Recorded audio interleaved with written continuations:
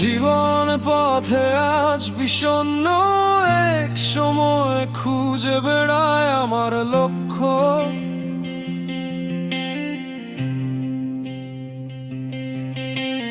পরিস্থিতির প্রেক্ষাপটে বন্দি আমি, একাকী হতো ভাগ্য।